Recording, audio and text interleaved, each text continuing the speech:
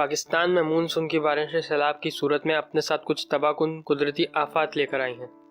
حالیہ سیلاب کی صورتحال سے ملک کے تقریباً نصف حصہ براہ راست متاثر ہوا ہے اور لاکھوں لوگ اپنے گھر بار چھوڑ کر محفوظ مقامات پر منتقل ہونے پر مجبور ہو گئے ہیں۔ سندھ اور پنجاب میں جہاں تقریباً 90% سیلاب آ چکا ہے، ہزاروں لوگ خوراک اور پینے کے پانی جیسی بنیادی ضروریات کے بغیر پھنسے ہوئے ہیں۔ پورے جنوبی پنجاب اور پورے سندھ کے کچے مکانات 15 لاکھ 20 لاکھ جہاں یہ سیلابی ریلا گزرا ہے، ایک بھی مکان نہیں بچا۔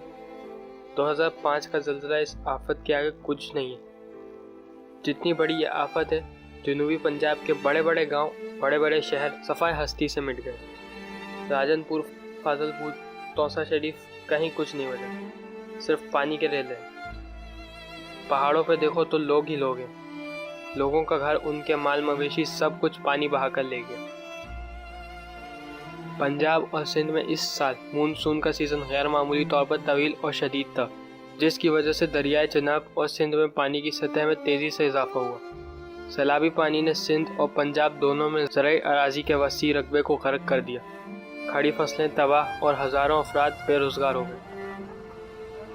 سیلابی پانی نے خیبر پختونخوا اور بلوچستان میں کھڑی فصلوں کو بھی نقصان پہنچایا۔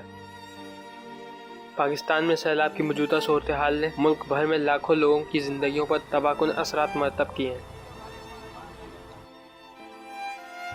یہ لوگ اس وقت عارضی کیمپوں میں رہ رہے ہیں یا اپنے گھر خالی کرنے پر مجبور ہو گئے ہیں اور انہیں ہماری مدد کی ضرورت ہے۔